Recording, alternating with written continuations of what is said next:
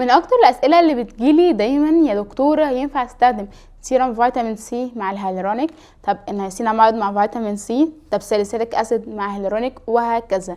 في فيديو النهارده هنتكلم عن ازاي نخلط المنتجات مع بعض، ايه المنتجات اللي انا اساسا ينفع استخدمها مع بعض، ولو هحطهم مع بعض يبقى الترتيب ايه، وايه انواع السيرامات التانية او المنتجات التانية اللي ما ينفعش احطهم مع بعض وما ينفعش ليه.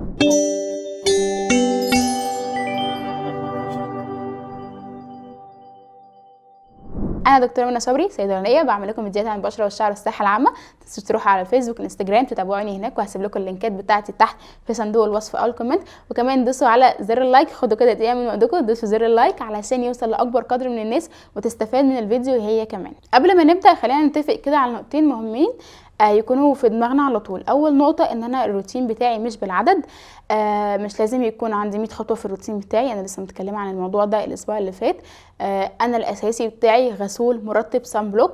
خلاص استقريت على الروتين ده وبشرتي مشيت عليه، ببتدي ازود واحده واحده حسب احتياجي، منتج او اتنين حسب المشكله اللي عندي، وحسب ان انا لو عايزه نضاره اكتر، لا عندي حب شباب، لا عايزه اتحكم في الدهون. لكن كل ما استخدم منتجات كتير مع بعض ده ممكن يعمل ارهاق لبشرتي.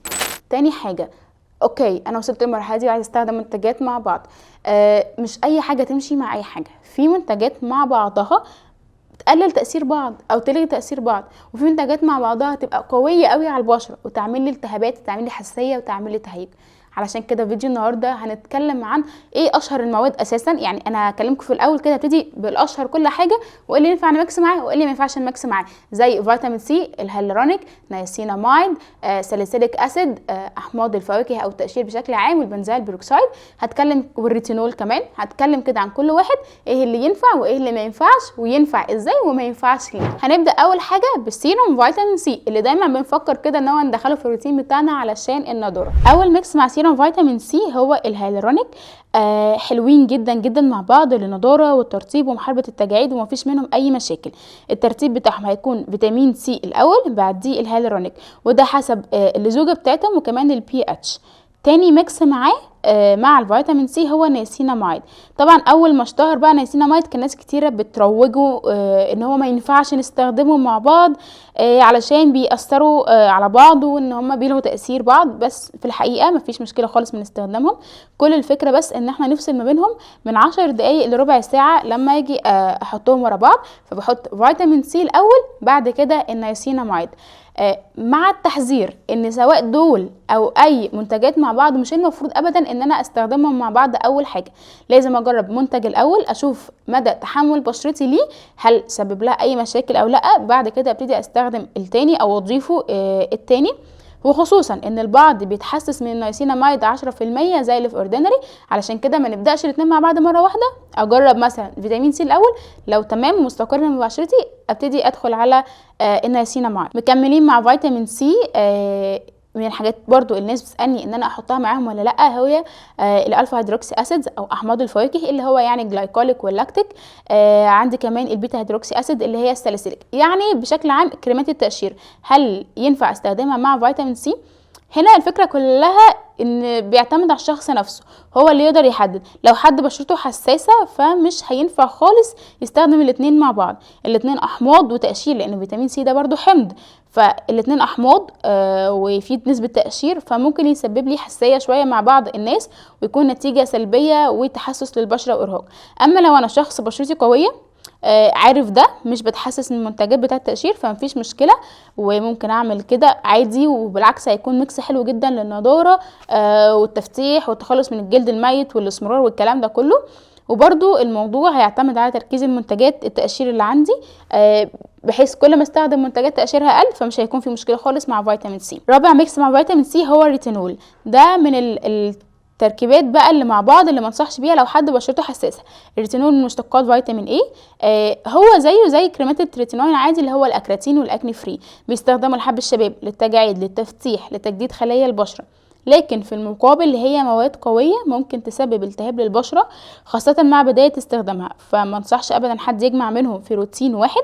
ولو مصممين قوي ده هينفع فقط لو انا بشرتي قويه مش حساسه، وساعتها برضو افصل ما بينهم، اخلي فيتامين سي هو الصبح والريتينول بالليل. خلصنا كده اول جزء اللي هو فيتامين سي واغلب الحاجات الميكسات اللي بينفع معاه او ما تنفعش معاه. تاني حاجه نتكلم عنها بقى الريتينول، عشان هو ده اللي بيتعارض معاه حاجات كتيره قوي. قلنا الريتينول ده بيبقى استخداماته كتيره، حب الشباب، تجاعيد، نضاره، يعني بجد فوائده كبيره قوي للبشره، بس الفكره ان هو قوي شويه. خلينا اول حاجه اللي ينفع معاه اي حاجه مغذيه هتكون كويسه جدا معاه، زي مثلا الهيالورونيك اسيد، بالعكس هيرطب معاه ويقوي حاجز البشره عشان تبقى قادره تستحمله.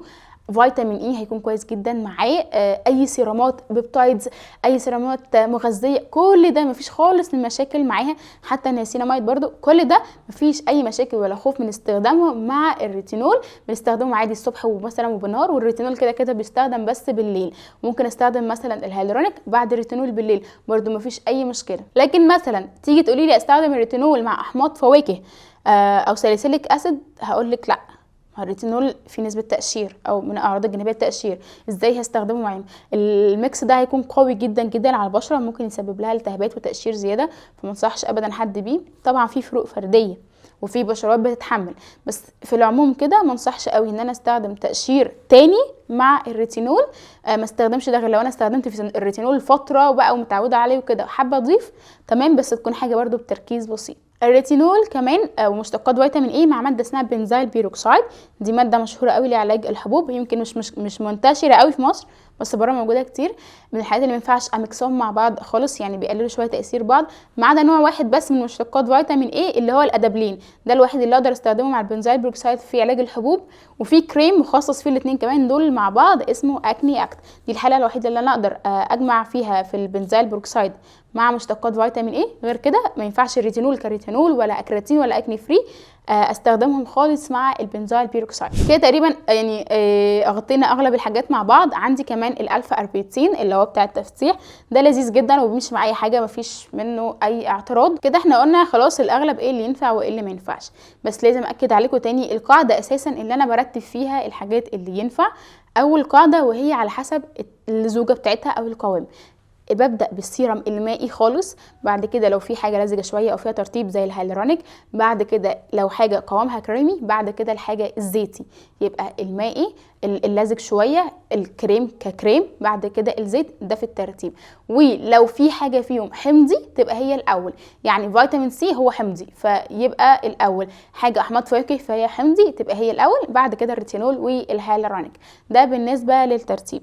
حاجه كمان، انا في حاجات ممكن اقول انها دونت ميكس او ما بتتخلطش مع بعض، بس الاقي منتج فيه، يعني ممكن الاقي منتج كده فيه فيتامين سي ونسبه ريتينول تمام، وبتكون محطوطه بنسب معينه. احنا قلنا ان فيتامين سي مثلا والريتينول ما ينفعش لحد بشرته حساسه، فانا اخد بالي هم موجودين هنا فينفعوا مع بعض، بس محتاجين حد بشرته قويه شويه، وبيكونوا محطوطين مع بعض بنسب بسيطه ومتوازنه. انا كده خلصت فيديو النهارده. قولوا لي في الكومنتات تحت لو في ميكسات انا ما قلتهاش سهت مني او حاجه عايزين تسالوا عليها تنفع مع بعض ولا لا، نرتبها ازاي، وبس هستنى اسئلتكم في الكومنتات وارد عليها كلها ان شاء الله. اشوفكم في الفيديو الجاي على خير ودمتم حلو وفاهمين، والسلام عليكم ورحمه الله وبركاته.